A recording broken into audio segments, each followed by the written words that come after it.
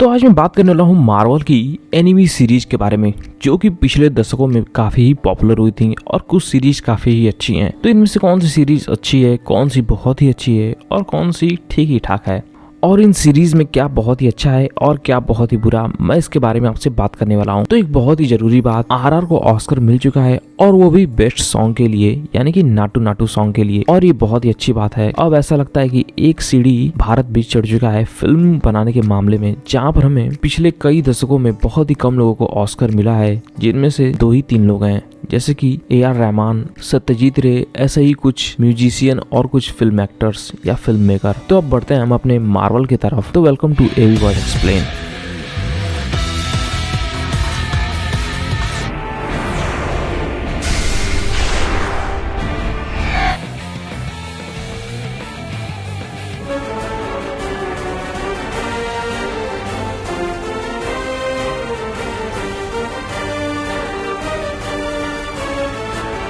तो पहली बात की जाए तो ये सीरीज हमें देखने के लिए कहाँ मिल सकती हैं। तो ये सीरीज हमें देखने के लिए मिल सकती है मार्वल HQ यानी कि सुपर हंगामा पे, और दूसरी जगह बात की जाए तो ये सीरीज हमें डिज्नी प्लस पे भी देखने के लिए मिल सकती हैं। तो यहाँ पर मैं पहले सीरीज की बात करूँ तो ये है आयरन मैन की सीरीज, और ये सीरीज आई थी आई थिंक 2010 और 2011 के बीच। तो इस सीरीज में हमें दिखाया जाता है टोनी स्टार्क US से जापान आता है, जहाँ पर इसे कई सारी प्रॉब्लम फेस करनी पड़ती हैं। ये अपनी टेक्नोलॉजीज को चोरी होता हुआ देखता है और दूसरों के हाथों में देखकर वो उनसे इन सब चीजों के बारे में जानकारी लेता है कि ये टेक्नोलॉजी उनके पास कैसी गई और कौन है इसके पीछे। और इस सीरीज में हमें वुल्वरिन भी देखने के लिए मिलता है, जो कभी कभी आयरन मैन की हेल्प करने के लिए आता है। और इस सीरीज के अंदर हमें एक रिपोर्टर दिखाई जाती है, जो कि टोनी से हर एक मामले में उससे सवाल करती है, ये पूछने की कोशिश करती है कि ये जितनी भी प्रॉब्लम्स हुई हैं ये सारी टोनी की वजह से ही हुई हैं, जहाँ पर टोनी उससे हमेशा बचने की कोशिश करता है। लेकिन अगर बात की जाए तो इस सीरीज के अंदर हमें टोनी को कैसा दिखाया गया है, क्या ये मूवी की तरह पूरा रिलेट करता है, क्या ये एक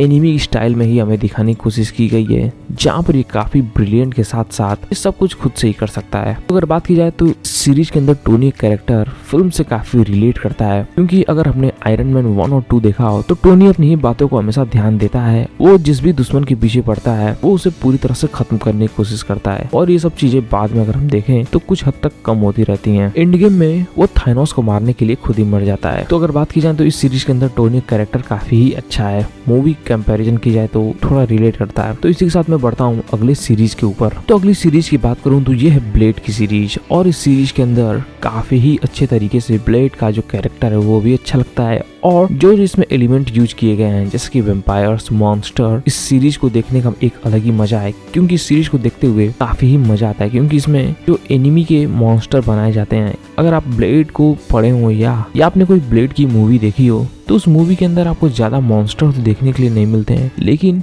इस एनिमी के अंदर काफी अजीब अजीब मॉन्स्टर भी देखने के लिए मिलते हैं। और अगर आपने ज्यादा ध्यान दिया हो तो ब्लेड अपने ब्लेड को चलाते वक्त कोई भी मूव को आज तक नाम नहीं दिया है, लेकिन इस एनिमी के अंदर ब्लेड हर एक मूव का अलग अलग नाम देता है, और वो बताता है कि वो उसने इतने बार प्रैक्टिस की है या फिर वो उसमें कितना माहिर है। तो इसी के साथ मैं बढ़ता हूँ अपने अगले सीरीज के ऊपर। तो अगले सीरीज की बात करूँ तो ये वुल्वरिन की सीरीज है, और वुल्वरिन और जापान का रिश्ता काफी पुराना है। अगर आपने 2013 में आई द वुल्वरिन मूवी देखा हो तो उस मूवी को देखकर आप समझ सकते हैं कि वुल्वरिन और जापान का रिश्ता कितना पुराना है। तो इस सीरीज में भी उसी को बरकरार रखते हुए ये रिश्ता आगे बढ़ाया जाता है, और हमें वुल्वरिन जापान में एक बॉडीगार्ड के रूप में दिखाया जाता है, जहाँ पर वो एक लड़की को प्रोटेक्ट करता है और अपने अकेलेपन से बचने के लिए वो कुछ लोगों की मदद करता है। जहाँ पर इस सीरीज के अंदर हमें कुछ एक्समैन के कैरेक्टर भी देखने के लिए मिलते हैं, और साथ ही साथ इसमें वुल्वरिन का जो कैरेक्टर है वो पूरी तरह से चेंज कर दिया गया है, क्योंकि वुल्वरिन, मैंने आपको शुरुआत में बता दिया था कि वुल्वरिन का जो कैरेक्टर है वो कॉमिक्स के अंदर या मूवी के अंदर थोड़ा शांत रहता है और थोड़े गुस्से में। इस सीरीज के अंदर थोड़ा वुल्वरिन इसमें थोड़ा चेंज करके दिखाया गया है, जहाँ पर वो लोगों से मजाक करना और थोड़े हंसी मजाक करना, इस सीरीज के अंदर हमें वुल्वरिन कुछ ऐसा ही देखने के लिए मिलता है। तो ये सीरीज वुल्वरिन और कॉमिक्स में जो हमें वुल्वरिन की लाइफ टाइम दिखाई गई है उससे काफी रिलेट करता है। तो ये सीरीज भी ठीक ही ठाक है। लेकिन अगर मैं अगले सीरीज की बात करूं तो ये सीरीज है एक्समैन की सीरीज, और इस सीरीज के अंदर हमें जितने भी कैरेक्टर देखने के लिए मिलते हैं वो सारे कॉमिक्स से ही अडॉप्ट किए गए हैं। तो अगर बात करूं इस सीरीज के अंदर हमें कौन कौन से कैरेक्टर देखने के लिए मिलते हैं, तो इस सीरीज के अंदर हमें वुल्वरिन, साइक्लोप्स, जेन और स्टॉर्म भी देखने के लिए मिलती है, और साथ ही साथ मिस्टर बीस्ट भी। तो अगर बात की जाए इस सीरीज के अंदर हमें वुल्वरिन का कैरेक्टर कैसा देखने के लिए मिलता है, तो वो पूरी तरह से कॉमिक्स एडॉप्टेड कैरेक्टर ही है। और इस सीरीज के अंदर जो वुल्वरिन का कैरेक्टर है वो काफी गुस्से में रहता है और एक अलग ही एटीट्यूड कैरी करके चलता है। तो इसके अंदर हमें वुल्वरिन देखकर काफी ही कॉमिक्स और मूवी की तरह ही फील होता है।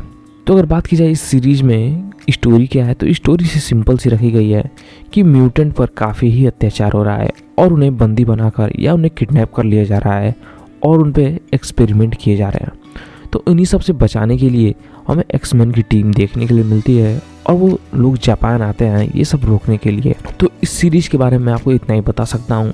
अगर आपको इसके बारे में और भी जानना है तो आपको इस सीरीज को देखना ही पड़ेगा। और इसके बाद मैं बात करूँ तो एक सीरीज और है, वो है मार्वल डिस्क वॉर। और इस सीरीज को मैंने पहली बार देखा था सुपर हंगामा पे। तो अगर बात की जाए इस सीरीज की तो ये सीरीज ठीक ही ठाक है और इस सीरीज के अंदर हमें जितने भी अवेंजर्स के कैरेक्टर देखने के लिए मिलते हैं वो सभी एक डिस्क के अंदर चले जाते हैं और उन्हें बाहर निकालने के लिए कुछ बच्चों की जरूरत पड़ती है और वो उस डिस्क को यूज करके उन कैरेक्टर को बाहर निकालते हैं। कुछ देर के लिए वो उन्हें बाहर निकाल सकते हैं, उसके बाद ये कैरेक्टर उस डिस्क के अंदर चले जाते हैं। तो ये सीरीज मुझे कुछ खास अच्छी नहीं लगी और जितने भी सीरीज के बारे में मैंने आपको बताया है ये सभी सीरीज मैं खुद देखा हूँ और इनमें से कौन कौन सी सीरीज काफी अच्छी हैं। तो मुझे सबसे अच्छी लगी आयरन मैन और ब्लेड्स। के बात की जाए थोड़ी थोड़ी अच्छी लगने वाली तो वो है वुल्वरिन।